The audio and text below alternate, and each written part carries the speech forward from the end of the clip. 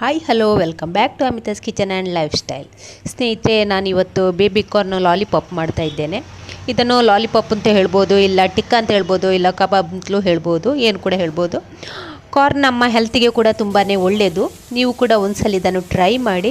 ಹಾಗೆ ಈ ಬ್ಲಾಗ್ ನಿಮಗೆ ಇಷ್ಟ ಆದರೆ ಪ್ಲೀಸ್ ಒಂದು ಲೈಕ್ ಮಾಡಿ ಮತ್ತು ನಿಮ್ಮ ಫ್ಯಾಮಿಲಿ ಫ್ರೆಂಡ್ಸ್ಗಳಿಗೆ ಶೇರ್ ಮಾಡಿ. ಚಾನಲ್ಗೆ ಹೊಸಬ್ರಾಗಿದ್ದರೆ ಪ್ಲೀಸ್ ಸಬ್ಸ್ಕ್ರೈಬ್ ಮಾಡಿಕೊಂಡು ಚಾನಲನ್ನು ನೋಡಿ. ಹಾಗೆ ಹೊಸ ಹೊಸ ನೋಟಿಫಿಕೇಷನ್ಗಾಗಿ ಪಕ್ಕದಲ್ಲಿರುವ ಬೆಲ್ ಐಕಾನ್ ಕ್ಲಿಕ್ ಮಾಡಿ ಅದರಲ್ಲಿ ಆಲನ್ನು ಸೆಲೆಕ್ಟ್ ಮಾಡಿ. ಹಾಗಾದರೆ ಬನ್ನಿ ಸ್ನೇಹಿತರೆ, ರೆಸಿಪಿಯನ್ನು ಶುರು ಮಾಡೋಣ. ಇಲ್ಲಿ ನಾವು ಬೇಬಿ ಕಾರ್ನ್ ಸ್ವಲ್ಪ ಬೇಯಿಸ್ಕೊಳ್ಳುವ, ಜಾಸ್ತಿ ಬೇಡ, ಸ್ವಲ್ಪ ಬೇಯಿಸ್ಕೊಂಡ್ರೆ ಸಾಕು. ಇದೊಂದು ಸ್ವಲ್ಪ ಕುದಿ ಬರಲಿ, ಅಷ್ಟರ ತನಕ ಬೇಯಿಸ್ಕೊಂಡ್ರೆ ಸಾಕು. ಈಗ ಇಲ್ಲಿ ನಾನು ಇದಕ್ಕೆ 1 ಸ್ಪೂನಷ್ಟು ಉಪ್ಪನ್ನು ಕೂಡ ಹಾಕ್ತಾ ಇದ್ದೇನೆ. ಇದೊಮ್ಮೆ ಚೆನ್ನಾಗಿ ಕುದಿಲಿ. ಇನ್ನು ಬೇಬಿ ಕಾರ್ನಲ್ಲಿ ಚೆನ್ನಾಗಿ ಒಂದು 5 ನಿಮಿಷ ಕುದಿಯಿತು. ಉಪ್ಪು ಹಾಕಿದ ನಂತರ ಚೆನ್ನಾಗಿ 5 ನಿಮಿಷ ಕುದಿಯಿತು. ಇಷ್ಟಾದ್ರೆ ಸಾಕು. ಇದನ್ನಿನ್ನು ಸೋಸಿಕೊಳ್ಳುವ. ಇದು ಇನ್ನೊಂದು ಸ್ವಲ್ಪ ಹೊತ್ತು ತಣ್ಣಗಾಗಲಿ. 5 ನಿಮಿಷ ನಂತರ ಮಸಾಲೆ ಹಾಕಿ ಚೆನ್ನಾಗಿ ಕಲಸಿಕೊಳ್ಳುವ. ಸಚ್ಚಿ ನೋಡಿ ಇಲ್ಲಿ ಪುಲ್ಕಿ ಶರ್ಬತ್ ಮಾಡ್ತಾ ಇದ್ದಾನೆ. ನಾನು ರೆಸಿಪಿ ಚಾನಲ್ಗೆ ಹಾಕಿದ್ದೇನೆ ಪುಲ್ಕಿ ಶರ್ಬತ್ ಹೇಗೆ ಮಾಡೋದು. ಎಷ್ಟು ಚಿಟಕಿ ಚಾಕ್.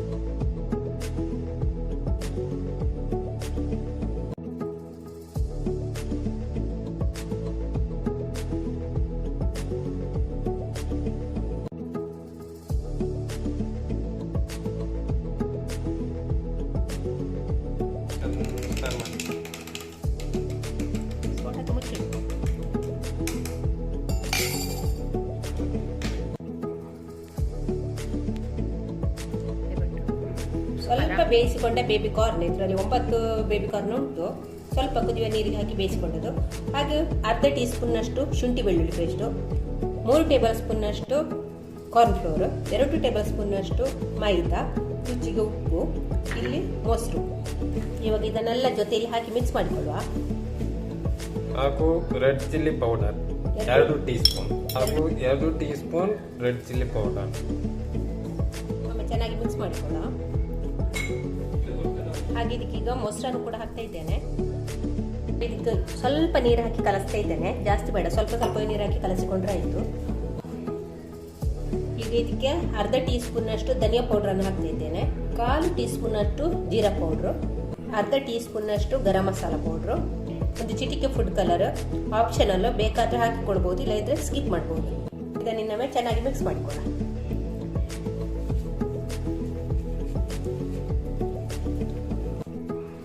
ಇಲ್ಲಿ ನೋಡಿ, ಮಸಾಲೆಯನ್ನು ಚೆನ್ನಾಗಿ ಕಲಸಿಕೊಂಡಾಯಿತು. ಈ ರೀತಿ ಕಲಸಿಕೊಂಡಿದ್ದೇನೆ.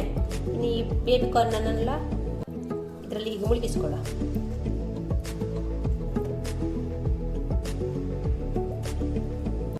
ತುಂಬ ದಪ್ಪ ಬೇಡ ಮಸಾಲೆ. ಎಲ್ಲ ಬೇಬಿ ಕಾರ್ನನ್ನು ಈ ರೀತಿ ಮಾಡಿ ಇಟ್ಕೊಳ್ಳ.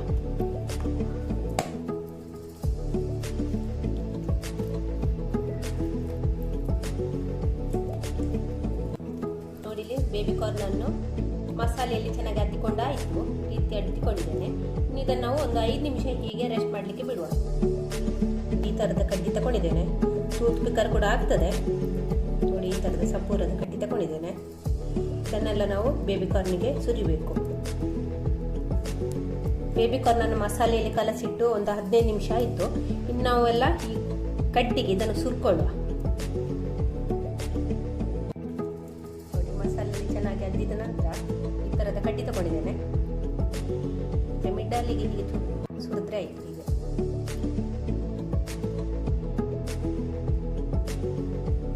ಎಷ್ಟು ನಿಮ್ಗೆ ಆಗ್ತದೆ ಆ ರೀತಿ ಸುರ್ಕೊಂಡ್ರೆ ಆಯ್ತು.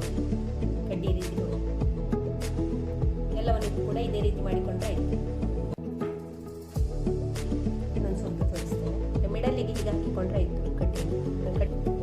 ಈಸಿಯಾಗಿ ಈಗ ಹೋಗ್ತದೆ ಇದರೊಳಗೆ. ಇಷ್ಟು ಇಟ್ಕೊಂಡ್ರೆ ಆಯ್ತು ನೋಡಿ. ಈಗ ನಾನು ತವವನ್ನು ಕಾಯ್ಲಿಕ್ಕೆ ಇಟ್ಟಿದ್ದೇನೆ, ಅದಕ್ಕೆ ಈಗ ನಾನು ಕೊಬ್ಬರಿ ಎಣ್ಣೆಯನ್ನು ಹಾಕ್ತಾ ಇದ್ದೇನೆ.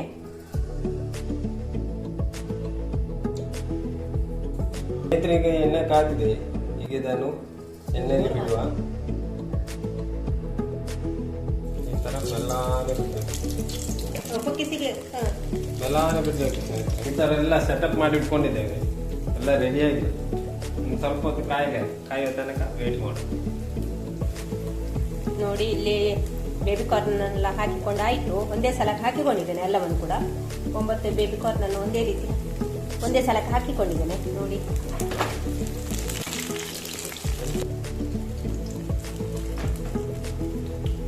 ಮಾಡಿಕೊಳ್ಳುವ.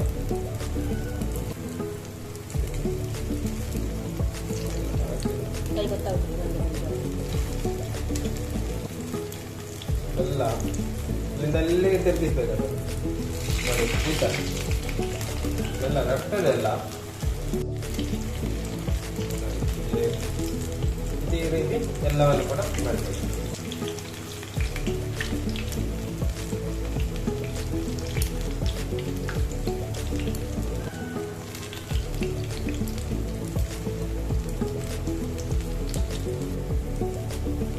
ಸ್ನೇಹಿತರೆ ನೋಡಿ, ನಮ್ಮ ಬೇಬಿ ಕಾರ್ನ್ ಲಾಲಿಪಾಪ್ ಅಂತ ಹೇಳ್ಬೋದು, ಟಿಕ್ಕಾ ಅಂತ ಹೇಳ್ಬೋದು, ಕಬಾಬ್ ಅಂತ ಹೇಳ್ಬೋದು, ಏನು ಕೂಡ ಹೇಳ್ಬೋದು.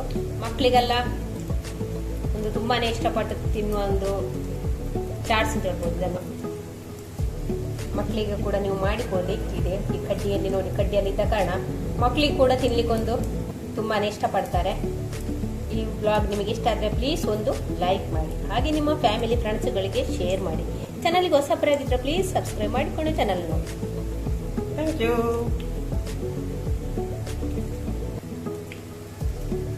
ನೋಡಿ ಮಸಾಲೆ ಎಣ್ಣೆಯಲ್ಲಿ ಬಿಟ್ಟುಕೊಳ್ತದೆ ಅಂತ ಏನೋ ಚಿಂತೆ ಬೇಡ.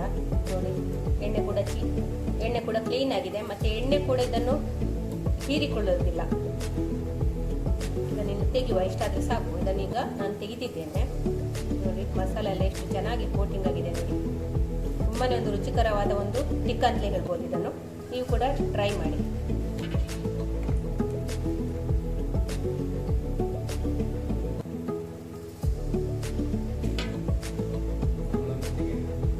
ಚೆನ್ನಾಗಿ ಎಣ್ಣೆ ಕಾದ ನಂತರ ಟಿಕ್ಕವನ್ನು ಹಾಕಿಕೊಳ್ಬೇಕು.